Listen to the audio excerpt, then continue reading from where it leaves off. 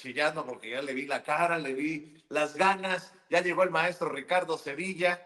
En unos minutos también se va a enlazar el maestro Juan Carlos Monedero. El maestro Ricardo Sevilla, periodista de larga trayectoria, columnista, escritor, fundador y conductor de su espacio en YouTube, Los Datos, en YouTube, Los Datos Duros, también Los Datos Duros en Twitter, ahora X, por eso es el terror de la fachiza, y orgullosamente miembro de esta familia sin censura. Si alguien sabe de libros aquí, en la familia sin censura, es el maestro Ricardo Sevilla. Mi querido Ricardo, ¿cómo estás?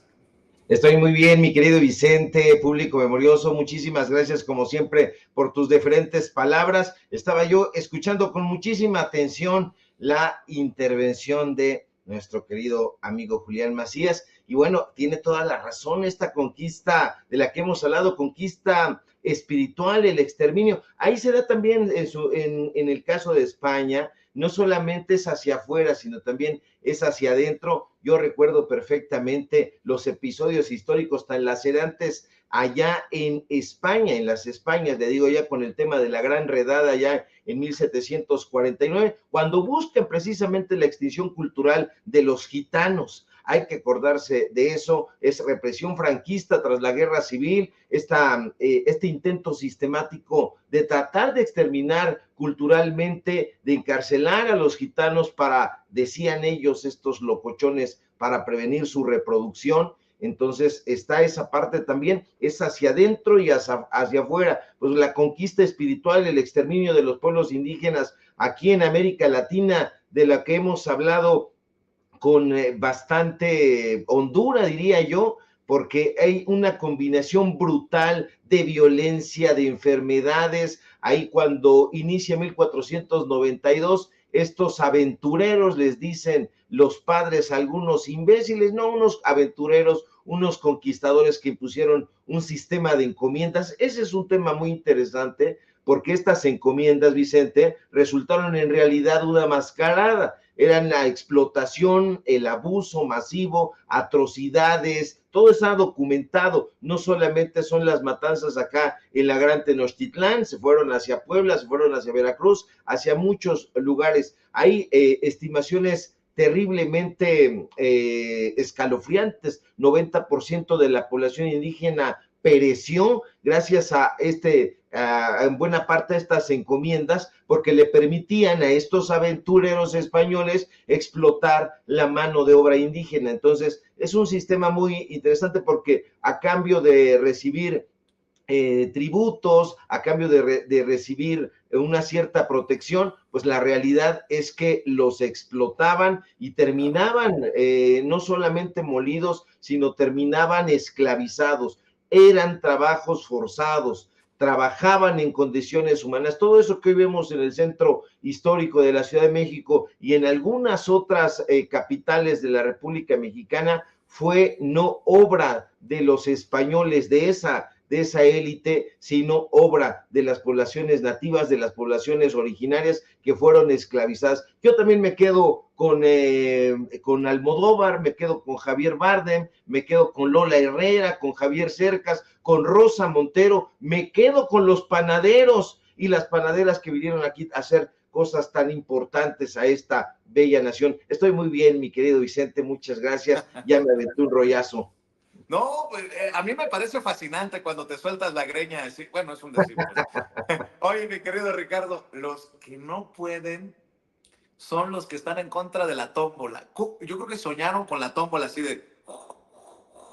O soñaban con los muchachitos estos de la Lotería Nacional, porque el presidente del Senado, Gerardo Fernández Noroña, hizo una referencia graciosa, ¿no? De aquí, de esta tómbola del Senado a la Lotería Nacional. ¿Cómo les ha dolido, querido Ricardo? Es que, y les duele porque no entienden, Vicente, no entienden, está la realidad ahí palpable, la pueden tocar, la pueden vivir, la pueden experimentar y la pueden gozar junto con el pueblo de México, pero no quieren, son aferrados, prefieren vivir en esa burbuja. Y bueno, primero que nada, celebrar que ya se terminaron las vacaciones, estas vacaciones pagadas, porque con 684 votos a favor y 572 votos en contra, jueces y magistrados federales tienen que acatar y dicen, bueno, pues ni modo a trabajar, finalizan el paro nacional de labores en el Poder Judicial de la Federación. Ayer pasaba precisamente por el Consejo de la Judicatura, todavía ahí había sus pancartas y todo, bueno, regresan a trabajar. Hay razones de sobra, no para la reforma al Poder Judicial, ya no podemos hablar de reforma, la reforma ya tiene que estar en curso, hay razones de sobra para implementar lo que ya está en la Constitución, una Constitución que ordena que se vote democráticamente por jueces y magistrados, pero ellos siguen haciendo de las suyas porque dan elementos para decir tenían razón en impulsar esto que ya es constitucional. Siguen haciendo sus sabadazos. El viernes un juez allá en Morelos libera a Vanessa Linet. Acuérdese usted, esta persona que estuvo vinculada al caso de homicidio en la Plaza Arts, aquí en Ciudad de México, ahí en el Pedregal, y bueno, pues simple y sencillamente los dejan salir. Casos como ese solamente vuelven a refrendar que se necesita limpiar, pero ya no solamente con FAB, creo que ya ni existe el FAB, es una expresión ochentera, pero se necesita limpiar concienzudamente ese poder que es absolutamente perjudicial. Ahora, este asunto de la tómbola, muy relevante subrayarlo. El sábado el Senado de la República lleva a cabo este ejercicio donde hay una tómbola, pero es para seleccionar las vacantes del Poder Judicial de la Federación. Es para eso. No como están diciendo los derechosos, evidentemente, primero, sin comprender, y en segundo, su objetivo de siempre desinformar. Ahora ya están criticando en este momento en las redes sociales, especialmente ahí en X, que el gobierno de México ya salió a defender el proceso, este proceso donde hay una tómbola. Bueno, se tiene que defender porque el proceso es una tómbola para saber qué cargos van a estar sujetos a elección el próximo año, el 2025. Eso es muy importante, se tiene que realizar. No se estaban seleccionando a los jueces, eso es una tontería, ni a los magistrados, nada de eso. El Poder Judicial, Vicente, forma parte también del Supremo Poder de la Unión. Eso hay que decirlo. Estaba yo leyendo una columna, la columna de la ex fiscal de la Ciudad de México, de Ernestina Godoy, estaba leyendo hoy en la mañana, y pues a mí me parece muy interesante, léala, no nos dan chayo ni nada, pero está muy interesante, porque forma parte, efectivamente, como apunta ahí Ernestina, del Supremo Poder de la Unión. ¿Qué quiere decir esto? Que el Poder Judicial se supone que en teoría debería reflejar la soberanía del pueblo, no de una élite. Deberían estar, por tal motivo, alineados a los principios democráticos. Su función, en teoría, insisto, porque lamentablemente no está en la práctica, sería de controlar la constitucionalidad de los actos de otros poderes. Eso implica que tienen que tener sí o sí un fundamento democrático sólido, de yunque. Si no lo poseen, pues entonces se da cabida a esto que han venido haciendo, permitir que una minoría obstaculice las decisiones legítimas tomadas por representantes que tienen que ser elegidos democráticamente. Ellos no quieren ser renovados democráticamente, ya declinaron ahí un puñado de estos personajes, pues por supuesto, porque ellos no quieren formar parte de las decisiones del pueblo de México, no se quieren someter a la voluntad popular, y si se necesitan poderes independientes, pues tienen que irse al asunto democrático, tienen que ser baluartes, pero ellos evidentemente no quieren. ¿Por qué?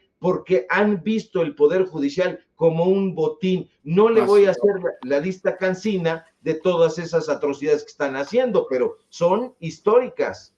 Así es, y que sigan chillando, mi querido Ricardo. En México manda el pueblo y el pueblo decidirá a jueces, magistrados y ministros. Le duela a quien le duela, le pese a quien le pese. Oye, Ricardo, le voy a pedir al maestro Juan Carlos Monedero que nos haga gala de su generosidad para que nos espere, para que escuche también tu análisis de este tema, que va de la mano con mucho de lo que seguramente hablará también Juan Carlos Monedero desde Colombia, porque oye, lo que dijo hoy la presidenta, para cerrar, querido Ricardo, es espeluznante, ¿no? Más de 600,000 casas, viviendas que se crearon en los sexenios de Fox y de Calderón y que están sin habitarse porque se construyeron para hacer negocio, mucho negocio. Se burlaron de los pobres, pues. Y qué bueno que hoy presenta su plan de vivienda, porque de la mano irá seguir sacando a los pobres de ese grupo, ¿no? A más personas, a más mexicanos de la pobreza, mi querido Ricardo, para el punto final. El punto final, es muy importante este tema, qué bueno, coincido contigo que la doctora Claudia Sheinbaum presentó este plan de viviendas. El tema de las viviendas abandonadas es un tema completamente espeluznante y durante los sexenios de Vicente Fox y Felipe Calderón, estas desarrolladoras habitacionales pulularon y se hicieron millonarias, pero muchas viviendas fueron construidas, como la gente lo sabe, la gente de a pie, el pueblo, en zonas alejadas y sin la infraestructura adecuada. Ahí están, para ejemplo, varios estados, pondría énfasis en algunos, en Nayarit, en Coahuila, más de la mitad de las viviendas abandonadas están en procesos legales. Te digo, tiene que ver con el Poder Judicial también. Entonces, afectan a propietarios que adquirieron sus casas mediante créditos que daba antes también el Infonavit. Los residentes de los fraccionamientos abandonados enfrentan, hay que verlo, hay que pasearse por allá, un deterioro urbano significativo. Ahí están Huejotzingo, allá en Puebla, entre el 25 y el 30% de las casas están ocupadas, pero el resto están vandalizadas o están invadidas. ¿Y esto por qué? Por la falta de servicios básicos, drenaje, alumbrado, y ha llevado a abandonar a hogares,